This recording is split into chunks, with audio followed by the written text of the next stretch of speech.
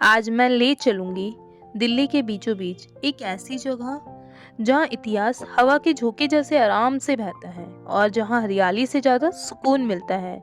So welcome to the timeless beauty of Lodhi Garden. इस सफ़र में मैं आपको ले चलूंगी उन रास्तों में जहाँ कभी सुल्तानों के कदमों की आहट गूंजती थी और आज सिर्फ परिंदों की चहचहाट सुनाई देती है। जैसे ही आप गार्डन में कदम रखते हैं, सबसे पहले एहसास होता है शांत हवा का। नजरों के आगे फैली हरियाली, लंबी लंबी घास और पेड़ों की मोटी छांव सब कुछ दिल को एकदम से हल्का सा कर देती है। यहाँ सुबह का मंजर कुछ और ही होता है। लोग मॉर्निंग वॉक करते दिखते हैं, कहीं योगा चल रहा होता है तो कहीं अपने आप से बातें करते हुए नेचर को फील कर रहे होते हैं। ये सिर्फ ग्रीनरी नहीं, ये एक थेरेपी है, थेरेपी। ये है लोधी गार्डन का एक शांत मगर गहरी कहानियां समेटे हुए मॉन्यूमेंट, शीश गुंबद। दूर से देखो तो ये एक सिंपल सा ब्लू ग्रे स्ट्रक्चर लगता है, लेकिन जैसे जैसे कैमरा करीब जाता है वैसे वैसे हर पत्थर, हर नक्काशी आपको एक नई कहानी सुनाने लगती है। शीश गुंबद का निर्माण 15वीं शताब्दी लोधी सल्तनत के दौरान हुआ था। इसका असली नाम शीश गुंबद नहीं था, लेकिन कहा जाता है कि इसके अंदर दीवारों में ब्लू ग्लेज टाइल्स होती थी, जिसकी रोशनी पड़ते ही शीशे की तरह वो चमकता था। शायद इसी चमक के कारण इसका नाम शीश गुंबद पड़ा। इस गुंबद के अंदर कई कब्रें मौजूद हैं। ये एग्जैक्ट किसकी कब्र है, इसका रिकॉर्ड हिस्ट्री में क्लियर है ही नहीं। जब आप कैमरा अंदर ले जाते हैं तो पुराने प्लास्टर के टुकड़े, नीचे हटी हुई फ्लोरिंग और ऊपर के मैजेस्टिक डोम सब मिलकर एक साइलेंट स्पिरिचुअल फील क्रिएट करते हैं। ये वो जगह है जहाँ हवा भी धीरे चलने लगती है, जैसे वक्त खुद इज्जत में थोड़ा रुक जाता हो।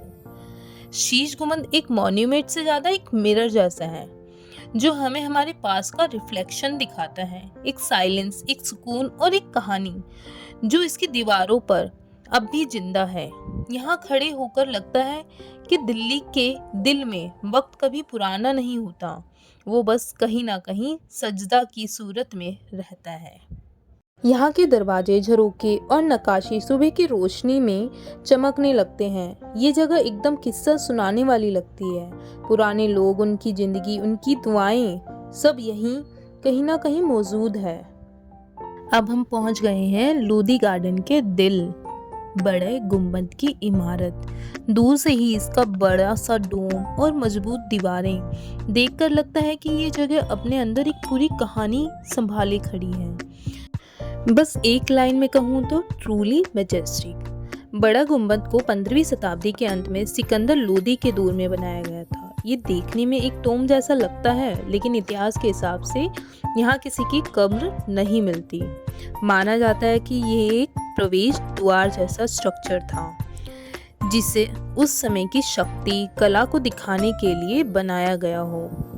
इस इमारत की खूबसूरती उसकी सिंप्लिसिटी में छुपी है। ये वो कारीगरी है जहाँ बिना अधिक सजावट के ही इमारत अपनी बात खुद कह देती है। कैमरा जब इस डोम के आसपास घूमे तो हर शॉट एक हिस्टोरिकल फील देता है, जैसे वक्त यहीं कहीं सांस ले रहा हो। बड़ा गुंबद के बिल्कुल पास एक सुंदर लोधी एरा की मस्जिद भी बनी है। इसके अंदर की मेहरबाई, नक्काशी और पत्थरों की सफाई देखकर लगता है कि उस दौर का कारीगरी का लेवल कितना ऊंचा था। ये दोनों मिलकर एक शांत, पवित्र और इतिहास से भरा हुआ कॉम्प्लेक्स बनाते हैं। बड़ा गुंबद के सामने खड़े होते ही दिल में एक अजीब सा सुकून उतरता है।